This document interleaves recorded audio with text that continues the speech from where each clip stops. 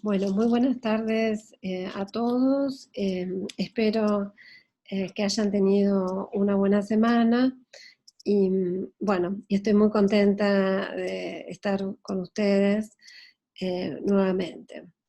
La clase de hoy va a estar focalizada en los diseños de tipo verificativo o diseños cuantitativos, que, bueno, es el punto 2 de la unidad 7 del programa.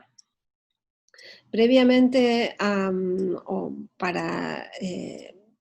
antes de ver esta clase, como dos insumos muy importantes que ustedes deberían tener presentes, son, por una parte, la clase que dio Patricia Sarlé, en la que se procesaron cuantitativamente las respuestas de ustedes al cuestionario que ustedes completaron para el acceso a la cátedra, donde Patricia ejemplificó de modo holístico el modo de operar verificativo o cuantitativo, les mostró lo que es una matriz de datos, tablas de frecuencia, el concepto de variable, categoría, etc. Y la clase de Ana Clara sobre modos de operar en investigación social, en la que ella también mostró, y con la investigación de Venezuela, el análisis de la investigación de Venezuela y demás, cómo se opera en un tipo de investigación verificativa, y en particular cómo es el movimiento teoría y empiria. Entonces, como que vendría muy bien que ustedes hicieran como un repaso de estas dos clases antes de entrar a que se metan de lleno, se zambullan en el video de esta clase. Bueno, también les adelanto que para ilustrar los contenidos de esta clase, yo voy a retomar una investigación que realicé hace, bueno, poco tiempo realmente, bueno, bastante poco tiempo, es un trabajo que vengo haciendo en los últimos 10 años y que continúa, digamos que lo he implementado en distintos lugares, son investigaciones que realizo en base a un programa de niños tutores en alfabetización que desarrollamos junto con Florencia Alam. Entonces voy a mostrar el diseño verificativo ejemplificándolo con una investigación que realicé en el marco de ese programa educativo.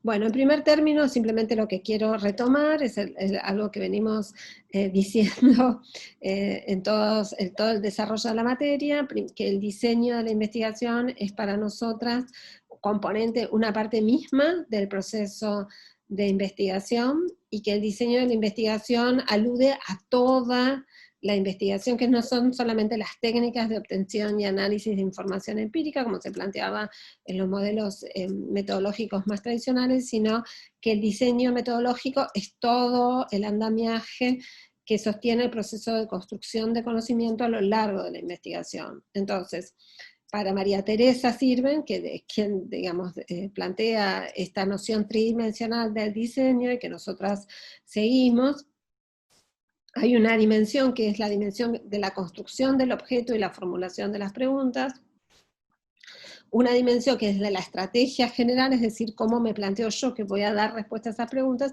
y sí, después una dimensión más específica que tiene que ver con, bueno, qué técnicas específicamente voy a usar para recoger información y para analizarla.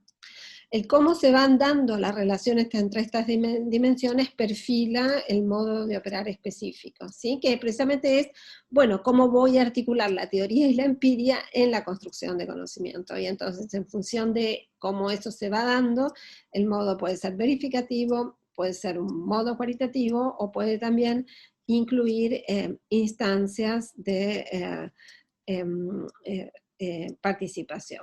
¿Sí? La dimensión de la construcción del objeto, muy sintéticamente, porque son cosas que ya vimos, tiene que ver con todo el proceso de focalización de un objeto y un problema de investigación a partir de una situación problemática que tiene lugar en un contexto de descubrimiento determinado. La dimensión de la estrategia general tiene que ver precisamente con el andamiaje, en qué medida privilegio una lógica inductiva, una lógica deductiva. El énfasis está en descubrir categorías o está en verificar la teoría, las categorías previas en la empiria.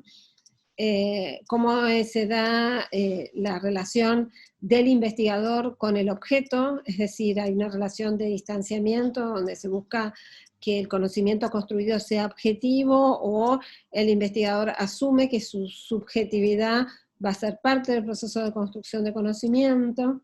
¿Voy a pretender construir regularidades sobre la realidad, o voy a conformarme, o voy a pretender un conocimiento singular sobre esa realidad? Y después, bueno, finalmente, la dimensión relativa a las técnicas de obtención y análisis de información. ¿Sí? Entonces, voy a plantear, digamos, cada uno de estos componentes, haciendo alusión específicamente a las características que asume en el modo de operar verificativo, y voy a ejemplificar, como les dije, con la investigación sobre el programa de niños tutores tutores en la alfabetización.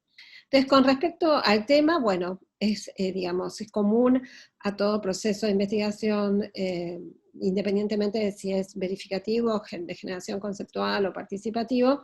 El tema básicamente lo que hace es, bueno, dice cuál es el tópico, es decir, de qué trata la investigación, ¿no? Lo mismo con el proceso de focalización del objeto, siempre, bueno, involucra la descripción, el objeto de un fenómeno social, de un hecho social, que uno quiere estudiar, enmarcado en una situación problemática específica y que tiene lugar en un determinado contexto. Eso es un componente común a todo proceso. También los antecedentes, obviamente los antecedentes de investigaciones previas son comunes a todo proceso de investigación, pero en el caso de la investigación de corte verificativo demanda un rastreo bastante exhaustivo de los antecedentes previos a la entrada en terreno, ¿sí? Porque son necesarias, ¿sí? Los antecedentes de las investigaciones previas son necesarios para seleccionar las variables, ¿sí? ¿Qué son las variables? Son los aspectos o propiedades del fenómeno que quiero estudiar, ¿sí? ¿Cuáles son los aspectos o propiedades de ese fenómeno que quiero estudiar? Entonces, las investigaciones previas me van a servir para precisamente seleccionar las variables, ¿sí? Bueno, en el modo de operar verificativo es muy importante también el encuadre teórico-conceptual, porque el encuadre teórico-conceptual incluye las definiciones de las variables que yo voy a seleccionar, ¿sí? Ustedes saben que en función del marco teórico puede variar la definición de la variable, ¿sí? Por ejemplo, no sé, de la variable educación, la definición que se adopta de la variable educación puede variar en función del marco teórico. Entonces es muy importante que eso esté explicitado. ¿Cuál es mi punto de partida? Yo quiero estudiar cómo varían ciertas variables en una población de sujetos. Bueno, tengo que definir teóricamente, tengo que incluir la definición teórica de mis variables. Y eso está en el encuadre teórico conceptual. De ahí, de ese marco teórico conceptual, en un movimiento deductivo, en una forma de razonar deductiva, en abstracción decreciente, voy a derivar las hipótesis, ¿sí? Y este concepto de hipótesis es clave en el modo de operar verificativo.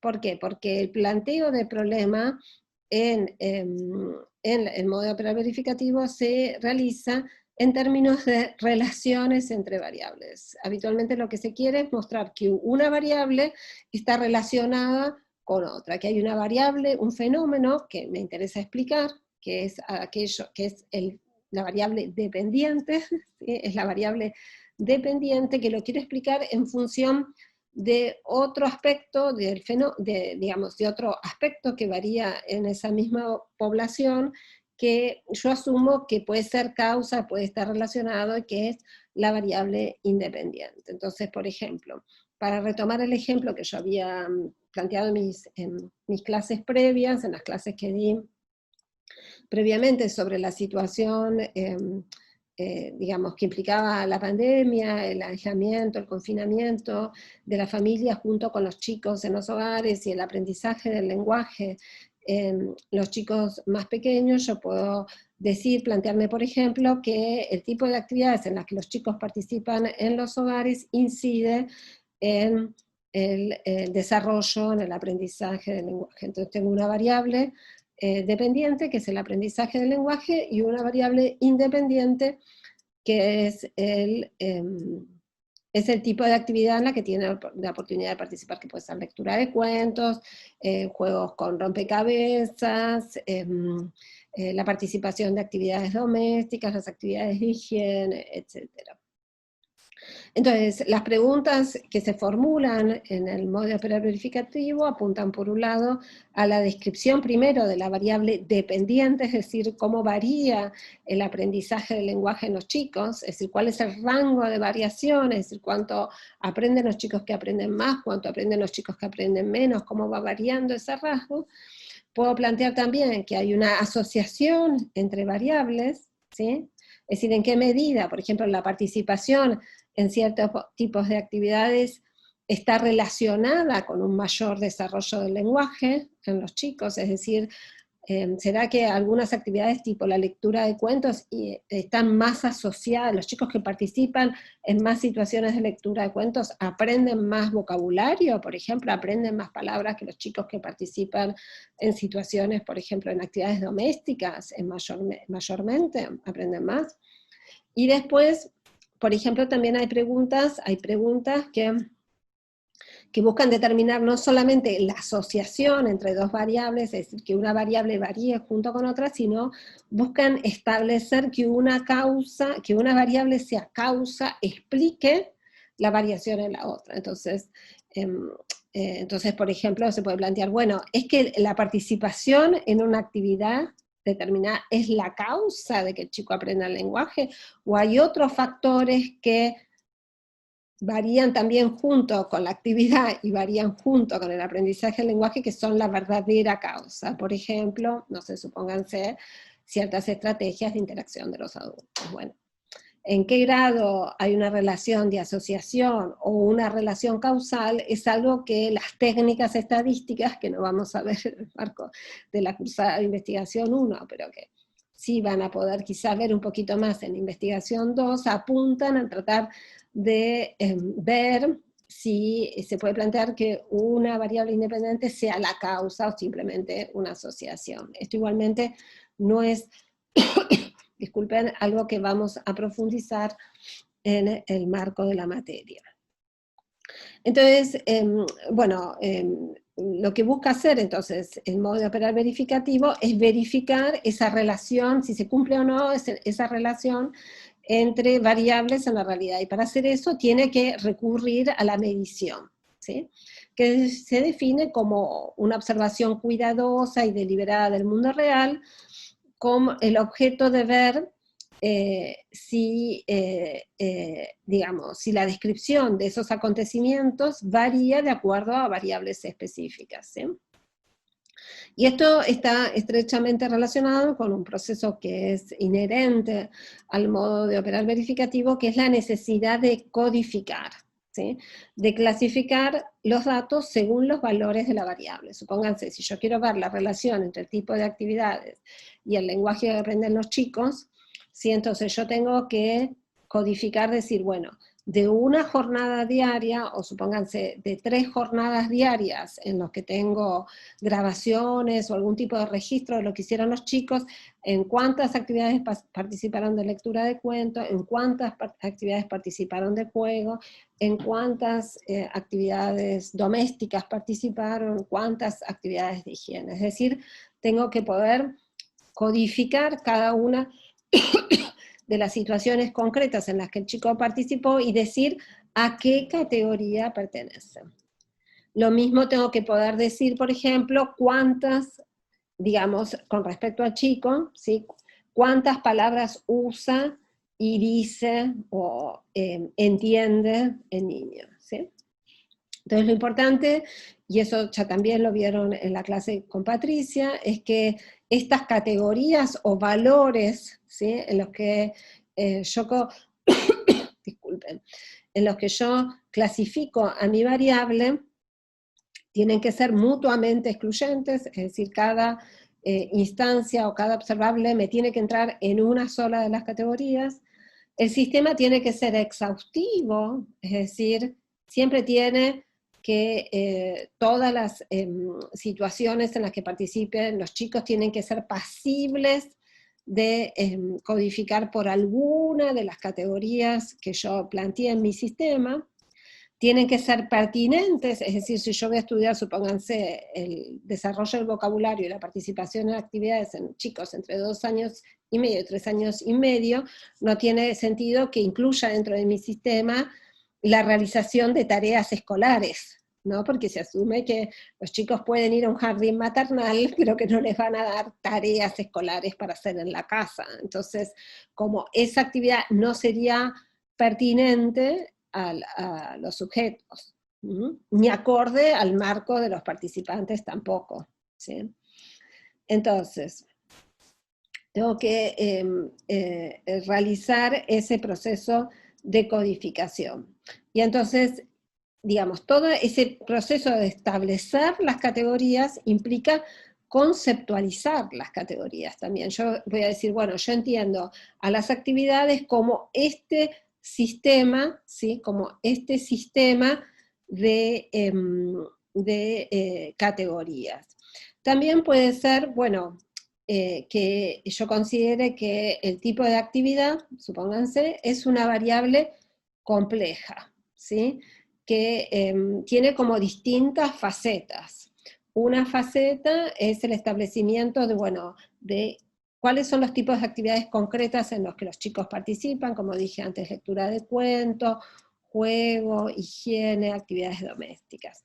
Pero yo también puedo clasificar las actividades considerando cuál es el grado de regulación de las actividades. ¿Quién las regula? Los chicos, sí, ¿quién las regula? Si las regula el mismo niño, es decir, si son situaciones, por ejemplo, de juego espontáneo, donde el chico las inicia él mismo, son automotivadas, ¿sí?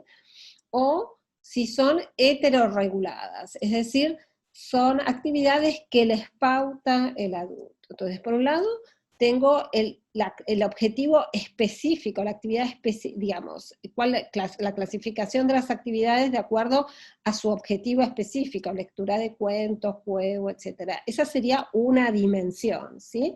La clasificación, la consideración de cuál es el objetivo de la actividad. Y otra dimensión sería ¿cuál es la regulación? ¿Son actividades reguladas por el mismo niño o son reguladas por el adulto? Son heterorreguladas. Entonces tengo que especificar si mi variable, que son las actividades en las que el niño participa, tiene una sola dimensión o tiene varias dimensiones. Y esas son las dimensiones que voy a contemplar en mi investigación. A todo eso se lo llama la conceptualización de las variables. Todo eso tiene que estar muy claramente especificado en el marco teórico, ¿sí? Y además tengo que decir, ¿sí?, cómo voy a ver, cuáles van a ser los observables de esa variable. En el caso de la clasificación de las actividades en función de su objetivo, es prácticamente, diría yo, directamente observable, no necesita un indicador. En cambio, en relación a la dimensión que plantea en segundo término, sobre el grado de regulación o cómo se regulan las actividades, ahí sí debería por lo menos decir que, bueno, que voy a considerar que una actividad es autorregulada cuando es el mismo niño el que la inicia y el mismo niño el que lleva a cabo la mayor parte de las acciones.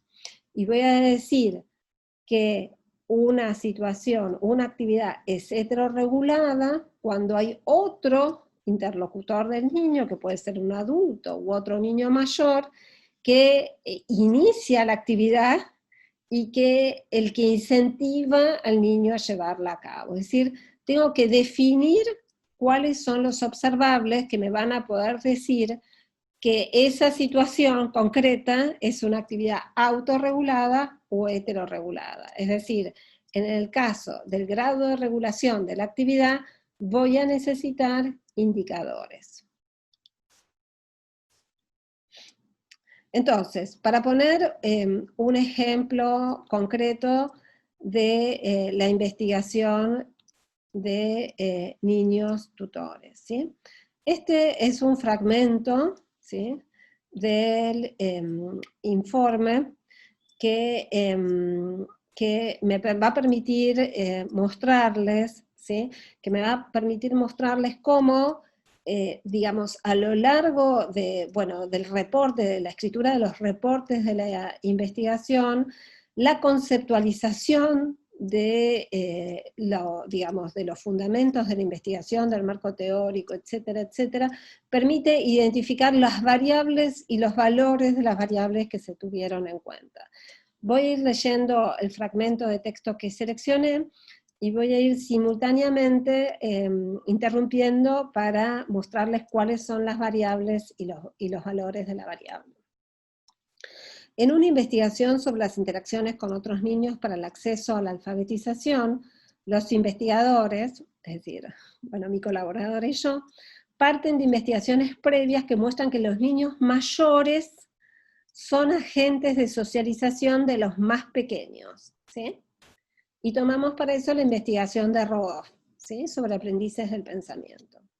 Entre otras actividades cotidianas, como juegos y tareas domésticas, los niños mayores introducen a los más pequeños en actividades de lectura y escritura propias de su comunidad. Entonces ahí primero tenemos un concepto general, ¿sí?, que son agentes de socialización. Los niños mayores, que está resaltado en negrita, son agentes de socialización de los más pequeños, también resaltado en negrita. Entonces, por un lado tenemos una descripción, ¿sí?, una predicación de niños que pueden ser niños mayores o niños pequeños. Tenemos una variable, que es la variable edad, que tiene dos valores, mayores y pequeños. ¿Se entiende? Entonces tenemos una unidad, que son los niños, que los niños pueden ser codificados como más grandes o como más pequeños. ¿Y cuál es la relación que los une? Es que los mayores, que es lo que se está diciendo, que los mayores pueden ser agentes de socialización de los más pequeños. Ese es un concepto general. Ser agente de socialización es un concepto general. ¿Qué es lo que se dice a continuación? Entre otras actividades cotidianas, como juegos y tareas domésticas, los niños mayores, otra vez se retoma la variable edad, introducen a los más pequeños en actividades de lectura y escritura propias de la comunidad. Entonces tenemos la idea de introducir, ¿sí?, que está en rojo marcado como agentes de socialización. Entonces, el concepto abstracto de ser agente de socialización en un proceso de abstracción decreciente es traducido, ¿qué significa socializar a otro? Introducir a otro en una actividad propia de ese grupo social.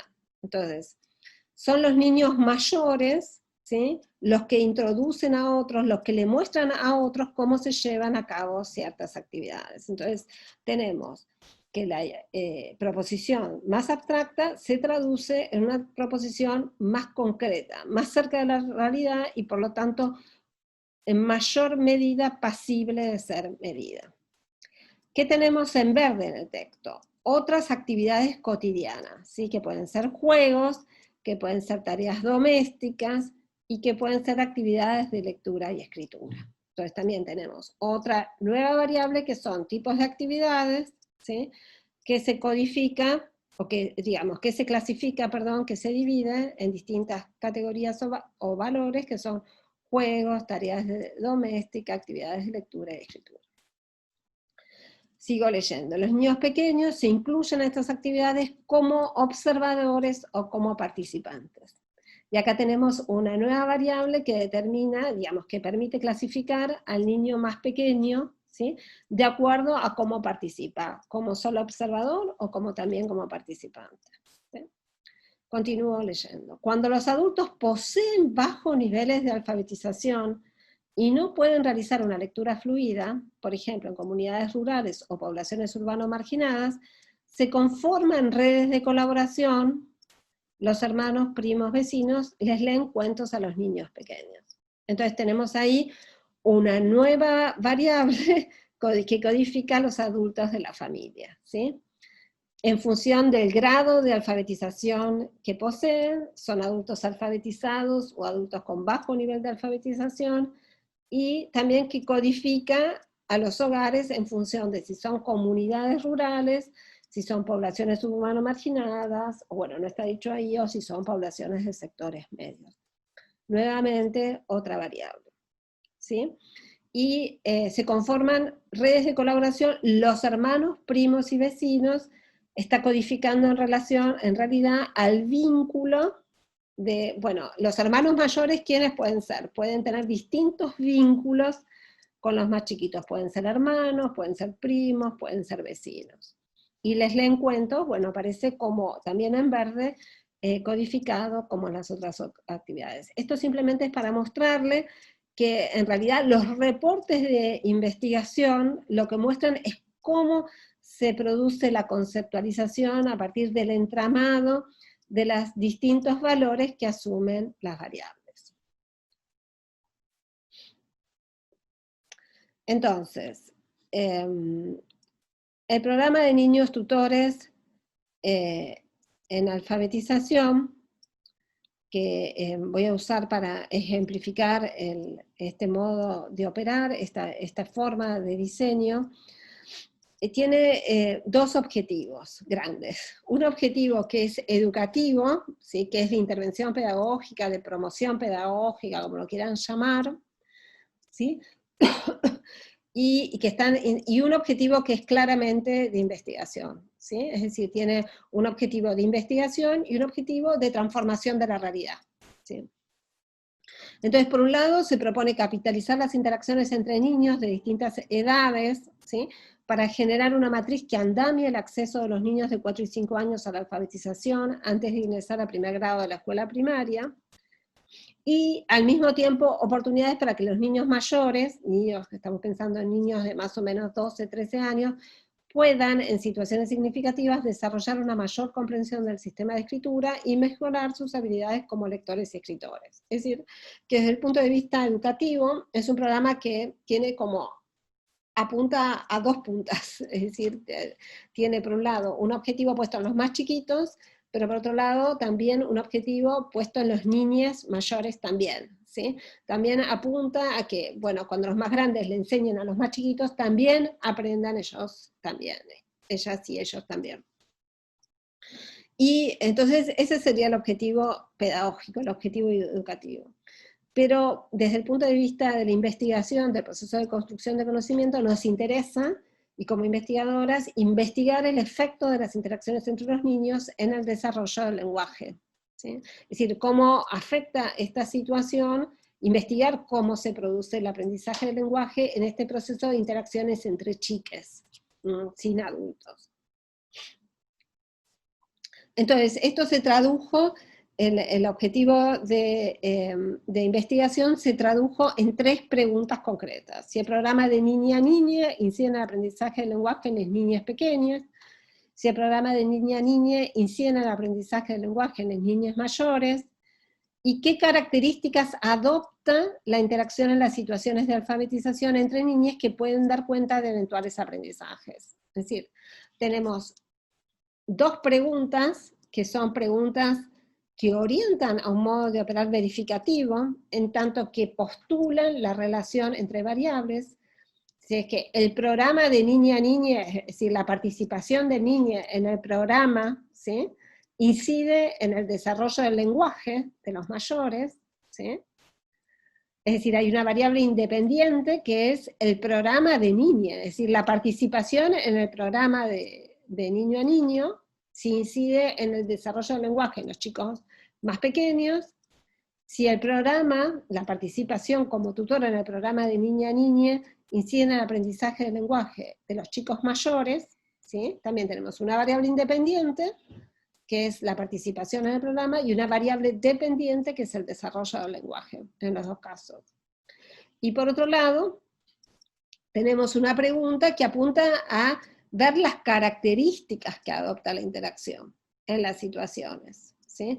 Entonces queremos ver qué pasa en esas situaciones, porque no sabemos qué es lo que puede llegar a producir el aprendizaje. Y esa pregunta no es pasible de ser respondida por el modo de operar verificativo. Esa pregunta requiere de un modo de generación conceptual, que es que en la próxima clase les voy a mostrar cómo se responde a esa pregunta combinando con el modo de operar verificativo una pregunta, digamos, un modo de operar de generación conceptual. Es decir, las preguntas que nosotros nos formulamos en relación al programa orientan a un diseño de investigación combinado. Dos preguntas que orientan al modo verificativo y una pregunta que orienta al modo cualitativo. Entonces, en esta clase nos vamos a centrar en el modo de operar verificativo. Entonces, hay un énfasis en el proceso lineal, conducente a la medición de las variables y a la verificación de estas hipótesis. ¿Sí? La hipótesis de que la participación en el programa de niño a niña incide en el desarrollo de los niños más grandes y de los niños más pequeños. Entonces, lo característico, que está muy claro en la clase sobre el modo de operar que dio Ana Clara, es que se enfatiza un proceso pasible de ser planeado como una sucesión lineal entre obtención y análisis de información empírica.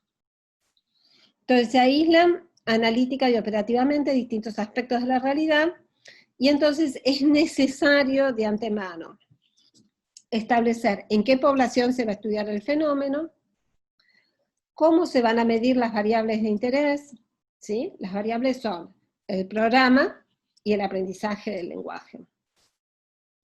Mediante qué instrumentos, cómo voy a medir eso yo, mediante qué instrumentos, y qué tareas se van a realizar y quiénes las van a realizar.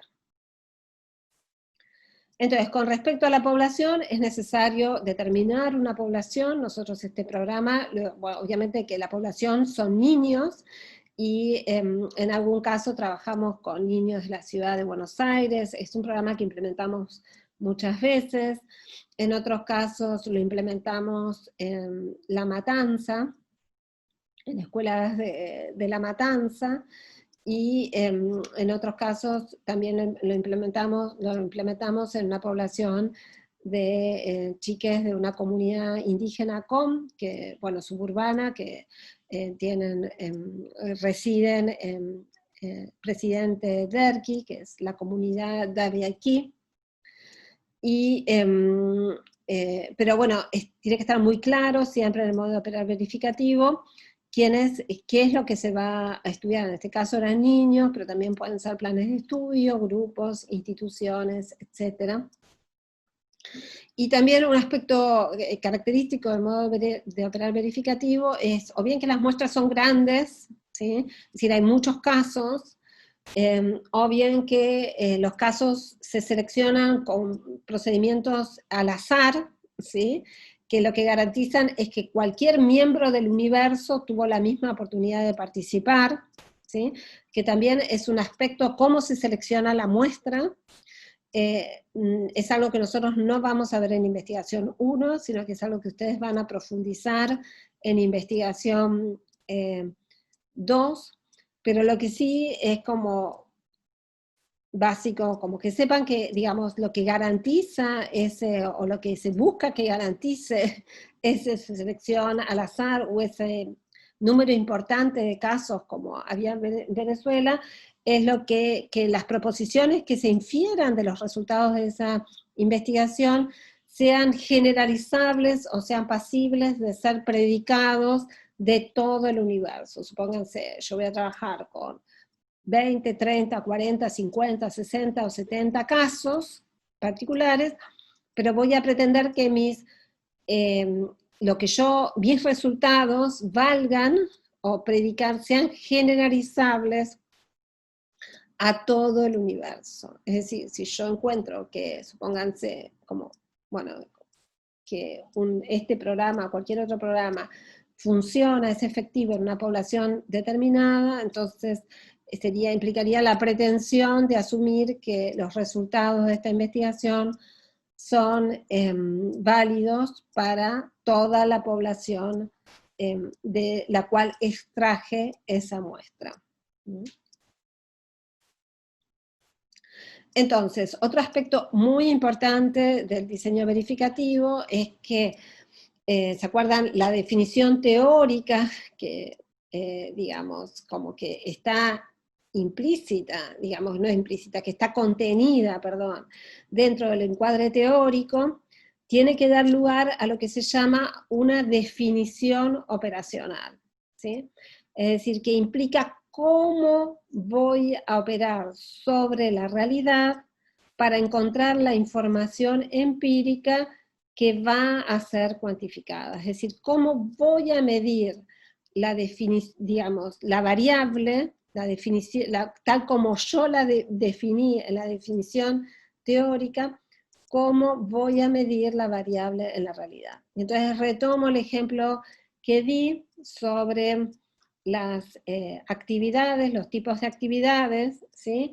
Y entonces yo dije que mi variable tipo de actividades tiene dos dimensiones, una dimensión que tiene que ver con la clasificación de las actividades en función del objetivo, si es leer un cuento, si es realizar una actividad doméstica, etcétera, etcétera, que es directamente observable, y una definición que tiene, y una dimensión que tiene que ver con el grado en el que esa dimensión está autorregulada por el niño o es heterorregulada por otro participante. Entonces, en el caso del grado de regulación de la actividad, voy a tener que decir qué observables, ¿sí? Voy a usarlos para medir si una actividad es autorregulada o heterorregulada. Y un indicador puede ser, por ejemplo, quién inicia la actividad, ¿sí? O quién desarrolla las acciones primordialmente. Si es que el adulto u otro chico insta al nene a hacerlo o no.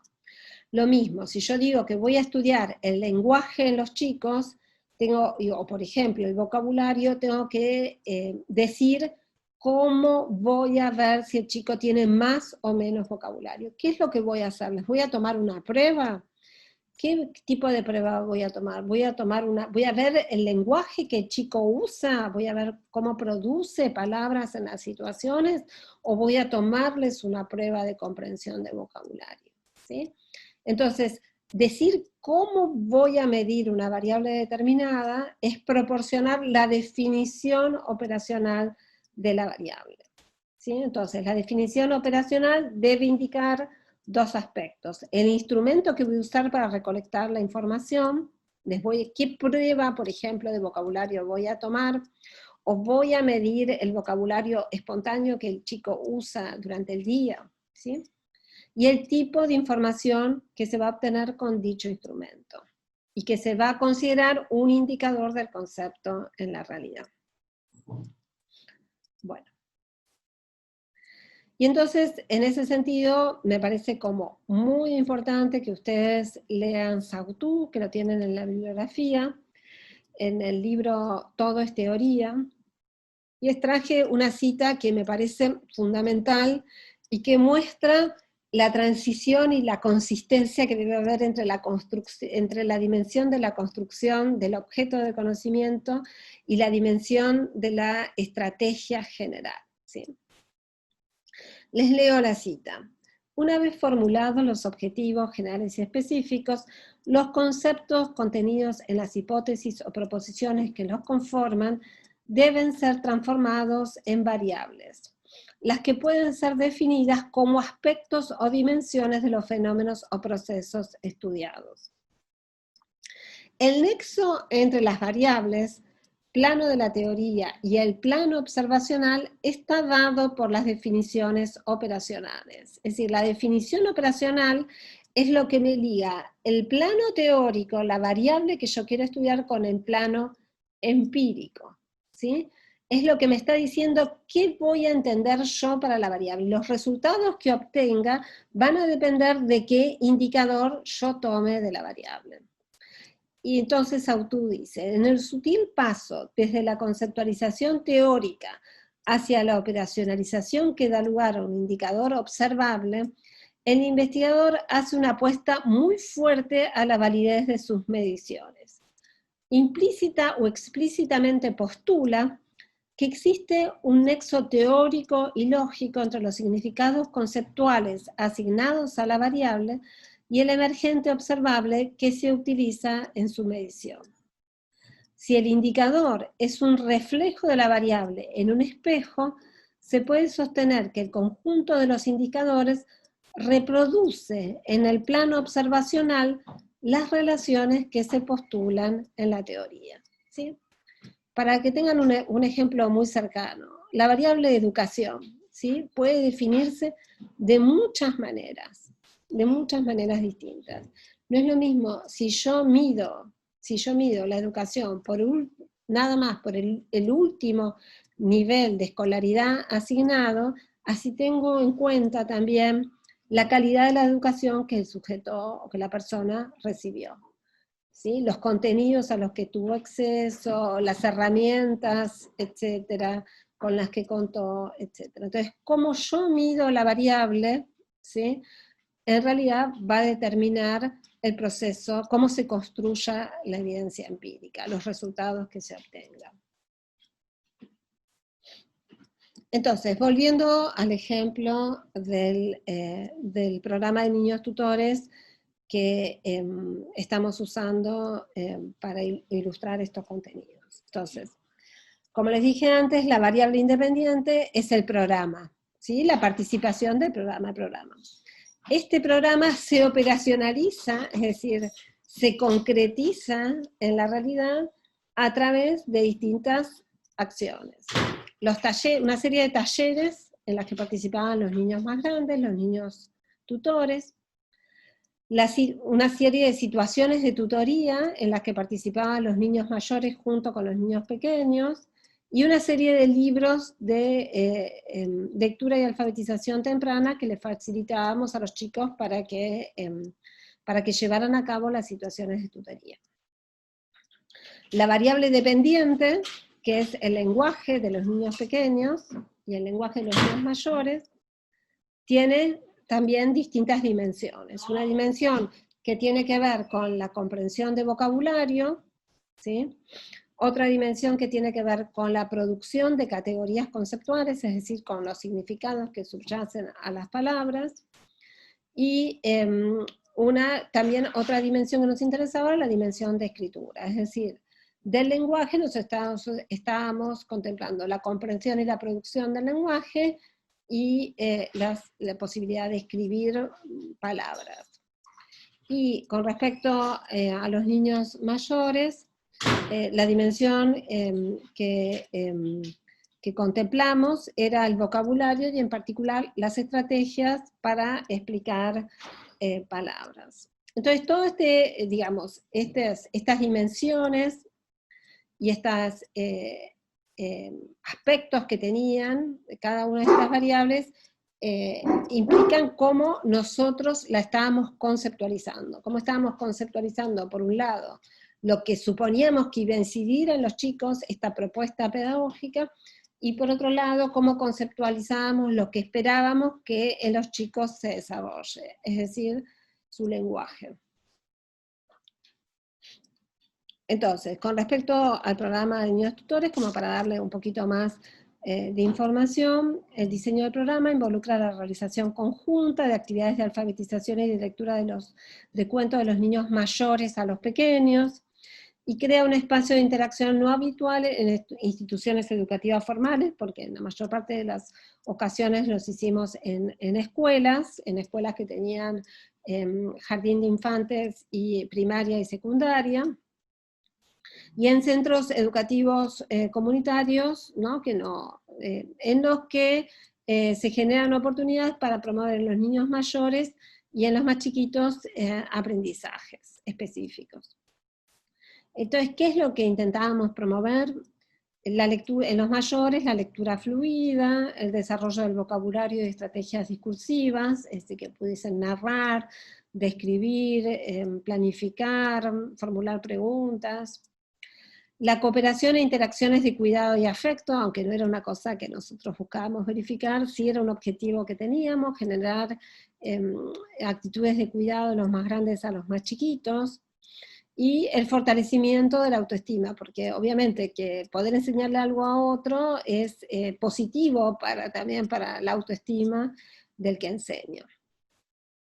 Y a la vez, en los más pequeños, lo que buscábamos favorecer era el acceso temprano a la alfabetización, el conocimiento de aspectos del sistema de escritura, el desarrollo de vocabulario y de estrategias discursivas, y también obviamente el fortalecimiento de la autoestima, ¿no? Porque el poder acceder a la alfabetización, que es tan inherente, por lo menos en los medios urbanos, realmente es algo que, digamos, como que mi experiencia como educadora lo muestra, que los chicos cuando pueden lograr entender qué son esos símbolos escritos que andan por ahí, y que son tan parte en todas las actividades cotidianas y en el mundo social, digamos, en las ciudades, ¿no? Obviamente, les produce también mucho placer y los hace sentir que pueden, cuando empiezan a entender qué significan esos signos escritos.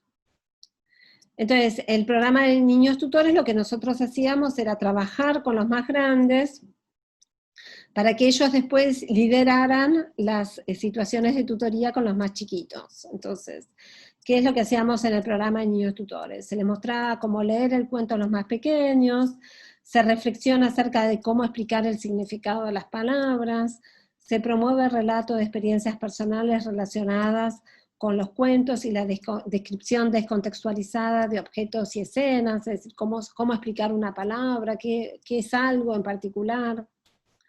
Se aprenden estrategias para ayudar a un niño pequeño a escribir su nombre y otras palabras simples, se aprenden poesías, rimas y juegos con los sonidos de las palabras, para promover en los niños el desarrollo de la conciencia, que se llama conciencia fonológica, que es bueno, básicamente que el habla está compuesta por sonidos que después se pueden representar con letras.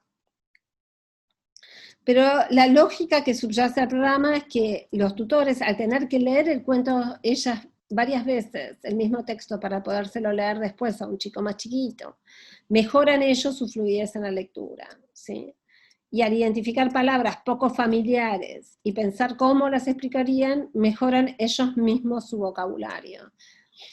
Y al realizar las actividades con la escritura que realizarán con los más pequeños, mejoran ellos mismos su dominio. Es decir, que al tener que hacer las cosas y pensar las cosas para tener que explicárselas mejor a otro y para poder enseñarle a otro, hace que estos chicos que muchas veces no tenían un dominio exhaustivo, profundo de la escritura, que no eran lectores y escritores expertos o muy hábiles, al tener que pensar cómo lo harían para enseñárselo a otros, mejoran ellos mismos su rol como lectores y escritores, ¿no? Entonces, como también el que enseña, y eso todos los que enseñamos nos damos cuenta, como al enseñar en realidad aprendemos un montón, ¿no? Como el aprendizaje es inherente a la enseñanza misma. Esa es la lógica que subyace al programa de tutores.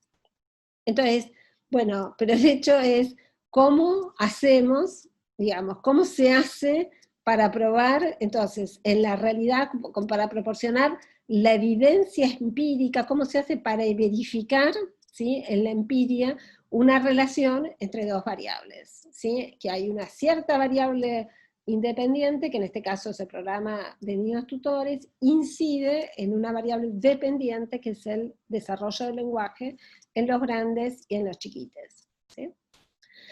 Entonces, ¿cómo se prueba esto? Siempre cuando uno quiere probar una relación causal, cuando uno quiere verificar una relación causal, es necesario crear un contexto específico para producir la evidencia empírica que puede apoyar la hipótesis de que la variable independiente incide en la variable dependiente.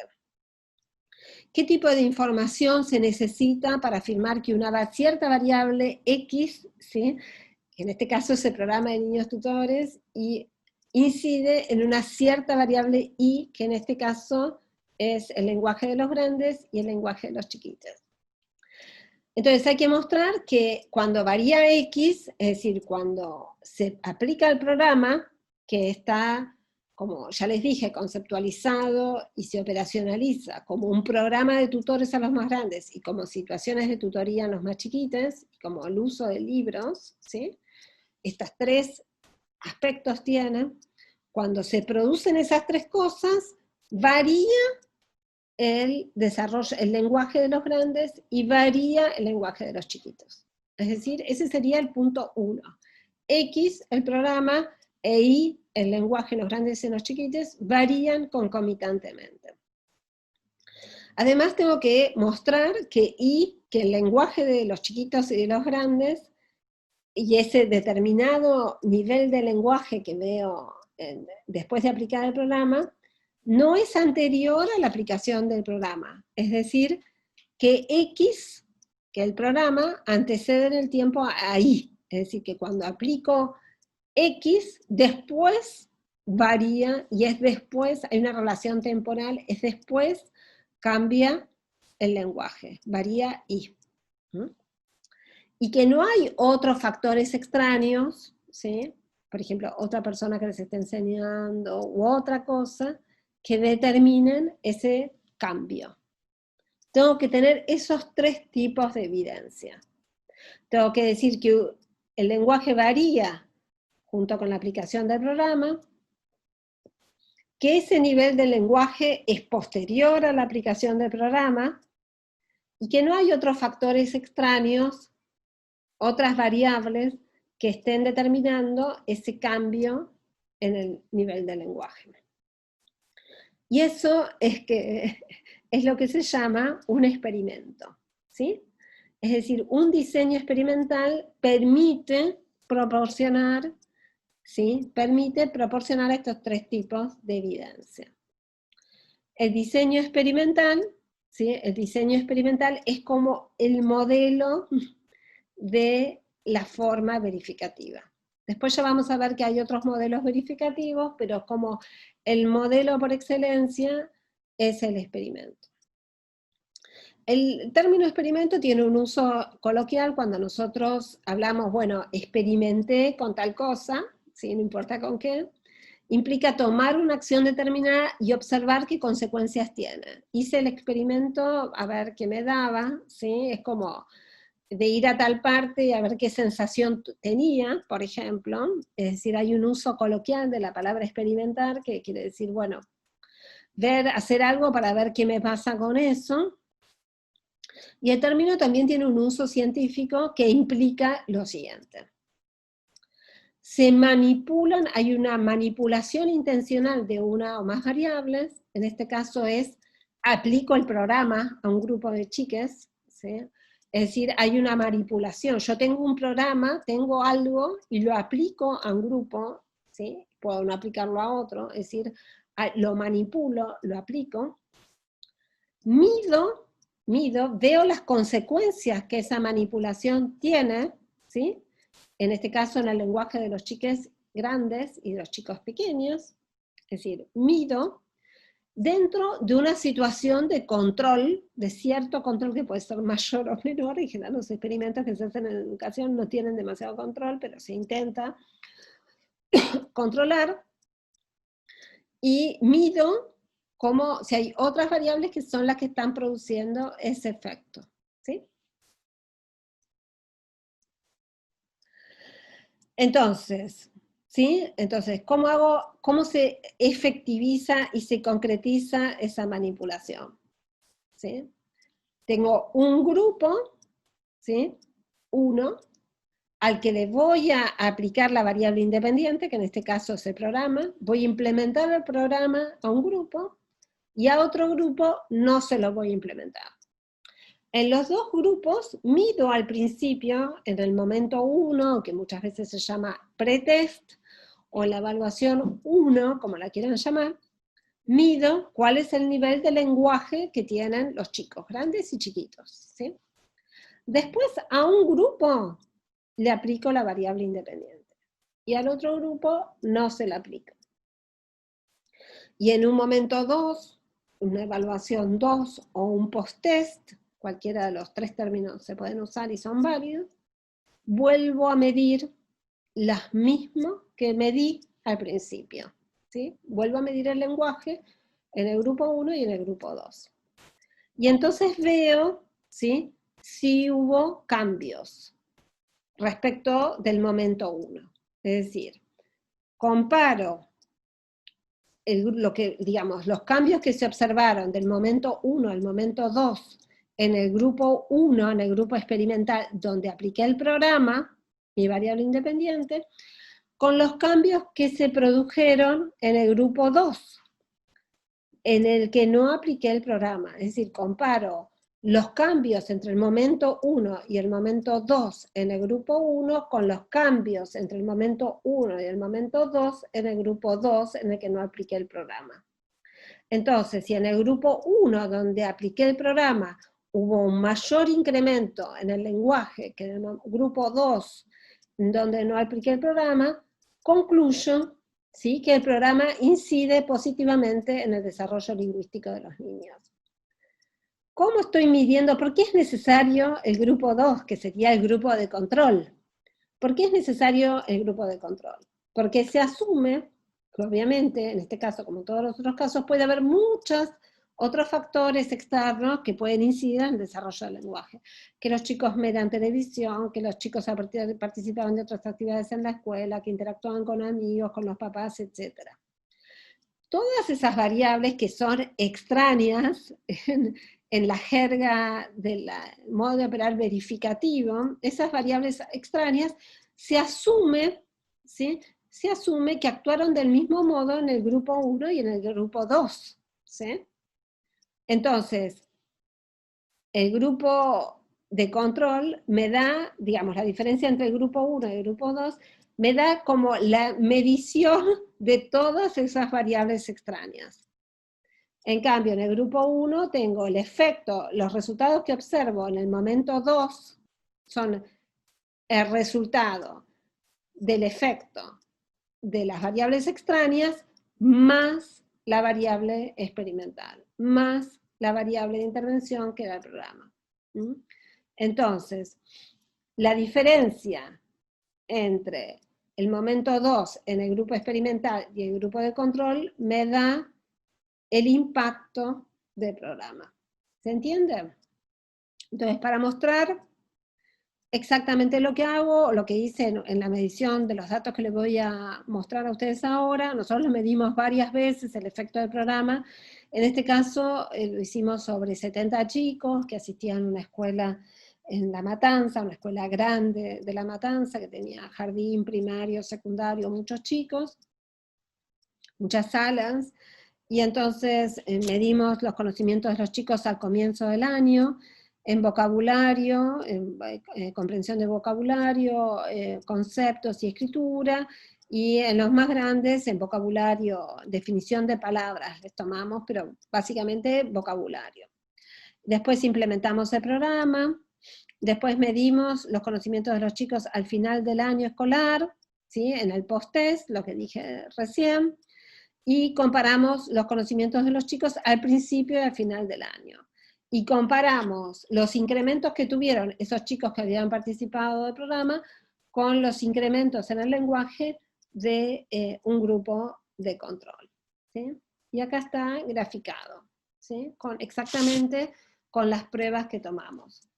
Tomamos una prueba de vocabulario, una prueba de producción de conceptos y una prueba de escritura a los más chiquitos, ¿sí? Y a los más grandes les tomamos una prueba de definición y explicación de palabras, que era lo que hacían, que les enseñaban a los más chiquitos, en los grupos experimentales, ¿sí?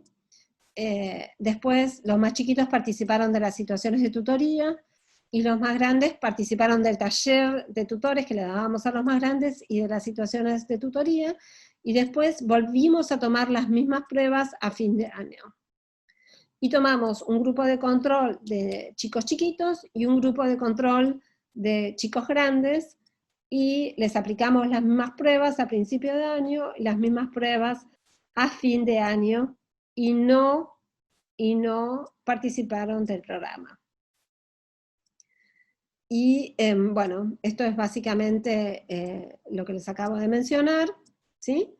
Y hicimos un análisis cuantitativo de los resultados, ¿sí? Entre el pretest y el posttest, y aplicamos una prueba estadística que nos mostró que los resultados eran estadísticamente significativos. Que sea estadísticamente significativo un resultado quiere decir que básicamente que no se debe al azar, sino que son grupos realmente diferentes. Bueno, la estadística y digamos, lo que implica la significación estadística y demás, también no quiero profundizar con esto para no darles como contenidos bueno, son contenidos otros contenidos que ustedes van a acceder en Investigación 2 y que no tiene sentido profundizar en este momento en eso.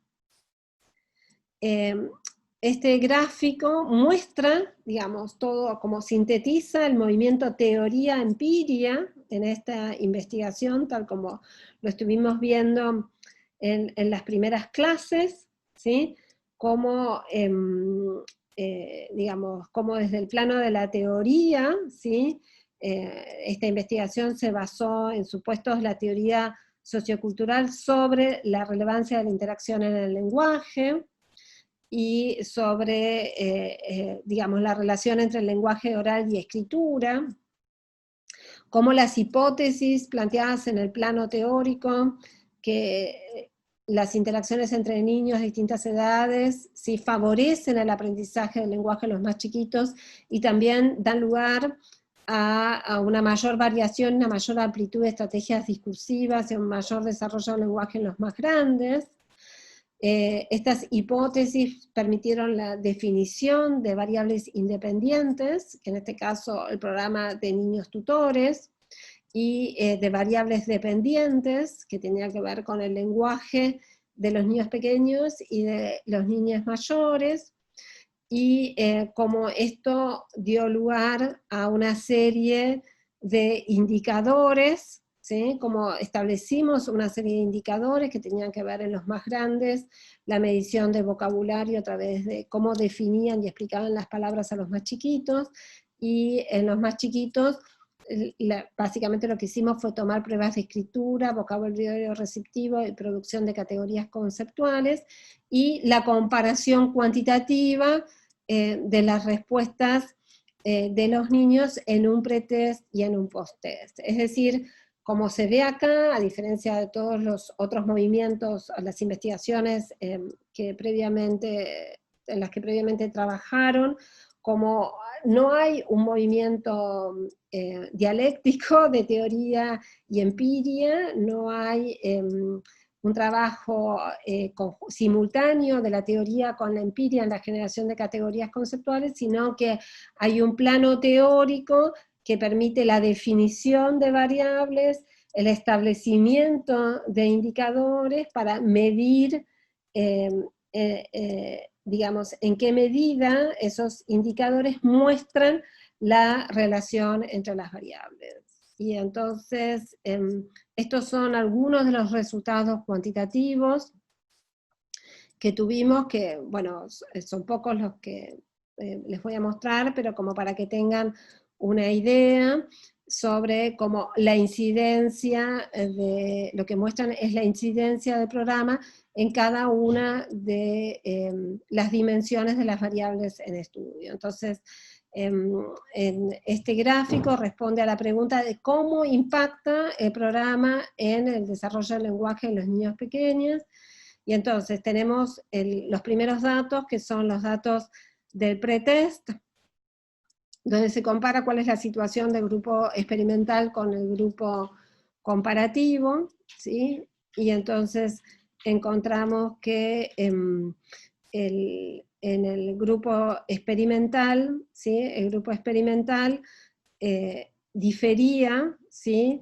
Del grupo comparativo en 2 puntos, más o menos, y en producción de categorías difería en 0.50, y en vocabulario receptivo difería en 3.5.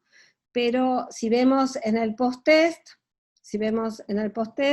vemos que en producción de categorías, al final del proceso, el grupo experimental difería del grupo comparativo, no en 0.5, sino que difería en prácticamente en 4.5. De paso, difería, el grupo experimental había pasado a tener 7.12 en las pruebas, ¿sí?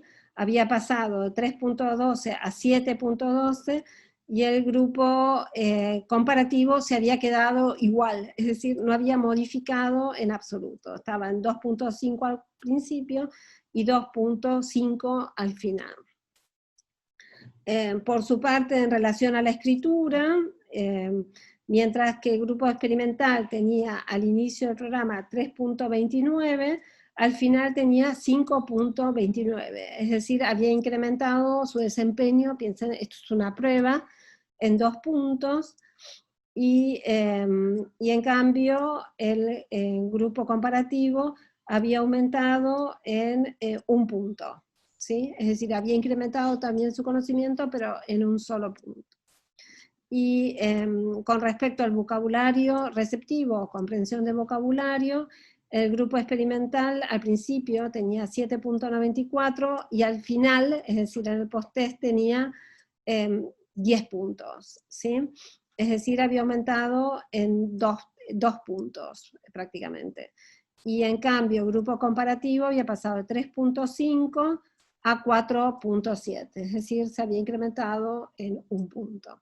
Es decir, que en las 3 dimensiones el grupo experimental había incrementado en mayor medida su desempeño más que el grupo de control, pero sobre todo en la producción de categorías conceptuales, que es básicamente la producción de palabras. Es decir, los chicos que habían participado del grupo del programa podían producir más significados en las situaciones que los chicos del grupo de control. Y con respecto a los chicos mayores, el grupo, acá tenemos el grupo experimental, ¿sí? En azul está el pretest y en naranja está el post-test. Vemos que mientras que el grupo experimental, es decir, el grupo que había participado del programa, había incrementado sus habilidades en la definición de palabras, el grupo de control, es decir, el grupo comparativo que no había participado del programa, prácticamente no había modificado sus habilidades. Bueno, pero ¿siempre es posible realizar un experimento? Es decir, siempre es posible cuando uno tiene muchas veces hipótesis sobre relaciones causales o relaciones de incidencia de una variable sobre otra, pero no siempre es posible generar esta situación experimental donde uno manipula o hace jugar una variable para ver si cambia un efecto, si produce un efecto, perdón, en la variable dependiente. No en todos los casos es posible realizar un experimento. Entonces, hay otro tipo de diseño. Por ejemplo, si yo quiero ver, por ejemplo, si el grupo socioeconómico, el nivel socioeconómico, la condición socioeconómica de la familia incide en el aprendizaje de los chicos, tengo una variable independiente que es el grupo socioeconómico, la condición socioeconómica de la familia, y una variable dependiente que es el aprendizaje, y yo no puedo manipular la variable independiente, porque es una variable de base, ¿sí? Es una variable de base, es decir, por más que el investigador quiera, no la puede modificar, ¿sí? Entonces, por ejemplo, en ese caso, o en el caso en que a mí me interesa ver la edad, cómo la edad incide, o la nacionalidad, cómo la nacionalidad incide en un determinado comportamiento, o la condición urbano-rural, no voy a hacer mover a la gente de su casa en la ciudad, la condición, es decir, no, en muchas ocasiones a los cientistas sociales nos interesa estudiar fenómenos que no pueden manipularse, ¿sí? Que no puedo manipular. Es decir, yo puedo manipular la variable cuando quiero ver, como en este caso, por ejemplo, el efecto de un programa educativo de cierta índole. Ahí sí puedo decir, bueno, le aplico un grupo, veo cuál es el resultado, mido al principio y al final los efectos, comparo con un grupo de comparación al que no le aplico el programa, ahí puedo manipular la variable. Pero hay otros casos en los que las variables no se pueden manipular, ¿sí? Entonces están lo que se llaman los diseños ex post facto. Se caracterizan porque la variable independiente ya ha actuado en los grupos, los sujetos ya pertenecían a un grupo o nivel determinado de la variable por autoselección, en este caso no es autoselección, pero bueno, vive la gente en el campo, vive la gente en la ciudad, o en la zona urbana, en la zona rural, tiene una cierta condición social, bueno, llega un momento de la vida que tiene cierta edad, es decir, no se puede, ya, la variable independiente ya actuó, no la puedo hacer actuar, ya actuó. Entonces tengo que ver cómo hago para simular eso. Entonces voy a poner como ejemplo, el ejemplo que traje a mi clase, primeras clases, ¿sí? Donde yo quiero estudiar el aprendizaje del vocabulario en niños pequeños durante el aislamiento, ¿sí? La situación de confinamiento en la que estamos. Y como les dije antes, en la clase anterior, es una investigación que se inició en Noruega por un grupo de investigadores especialistas en desarrollo del lenguaje.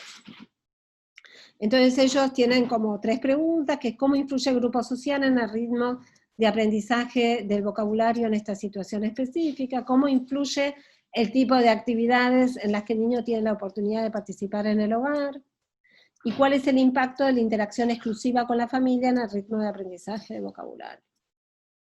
Entonces, ¿qué hacen? Toman reportes parentales, es decir, les piden a los papás de los chicos que digan cuántas palabras los chicos conocen, ¿sí? Al comienzo son chicos chiquitos, entonces los papás saben qué palabras producen los chicos, ¿no? Cuando los chicos empiezan a hablar, los papás habitualmente tienen un registro, bueno, sabe decir mamá, papá, agua, etc. Tienen que señalarlas en una lista. Les piden que lleven como diarios de las actividades que los chicos realizan, y se les pide que graben en audio algunas de las interacciones que mantienen en algunas actividades con la familia. Entonces, hay diseños ex post facto como este, que son longitudinales, es decir, que se comparan las palabras que los chicos sabían al comienzo con las que saben al final, ¿sí? Y se comparan esas diferencias por grupo social, pero la variable ya actuó, ¿sí? El grupo social. Y considerando las actividades en las que el chico tuvo la oportunidad de participar. Entonces, hay diseños ex post facto como este que son longitudinales, porque miran el desarrollo de cómo digamos, el efecto del fenómeno a lo largo de un cierto periodo en el tiempo. Y también hay estudios transversales, que un estudio transversal podría ser simplemente analizar en un momento en el tiempo, por ejemplo al principio, cómo es el desempeño de los chicos en el vocabulario, es decir, simplemente tomarles la lista de palabras en función del grupo social y del raconto de las actividades que los papás dicen que los chicos realizan en ese momento. Entonces ahí no hay ningún tipo de manipulación, sino que hay una comparación. Hay una comparación por grupo social y una comparación por tipo de actividades en las que los chicos realizan. Y entonces es otra forma de proporcionar evidencia empírica sobre sobre la relación entre una variable que se asume como independiente y una variable, es decir, causa, y una variable que se asume como dependiente, un cierto efecto, fenómeno que se asume como efecto, como en este caso el lenguaje de los chicos. Bueno, también, digamos, en otros tipos de investigación cuantitativa se usan otros tipos de datos cuantitativos como censos, también se cuantifican datos observacionales, bueno, en este caso que yo les mostré, las actividades, bueno, hay una cuantificación de datos que son de observación. Es importante tener en cuenta que, bueno, que todos estos datos cuantitativos se registran en matrices de datos, como las que le mostró Patricia, que nosotras empleamos para cuantificar las respuestas de ustedes a los formularios, ¿sí? Y como les dije antes, se realizan análisis univariados, es decir, que bueno, muestran cuál es el rango de variación de una variable determinada, cómo varían los tipos de actividades en una población determinada, cómo varía el lenguaje en una población determinada. Bueno, y se emplean distintas técnicas, medidas estadísticas, emplean gráficos, etc. Bueno, muchas gracias, y en la próxima clase nos vamos a encontrar para ver cómo esto, digamos, con este mismo ejemplo, ilustrando con esta misma investigación sobre el programa de niños tutores, cómo se combina también con un modo de operar cualitativo para dar cuenta precisamente de cuáles son las características de la interacción entre los más grandes y los más chiquitos que pueden contribuir a producir aprendizaje. Bueno, muchas gracias.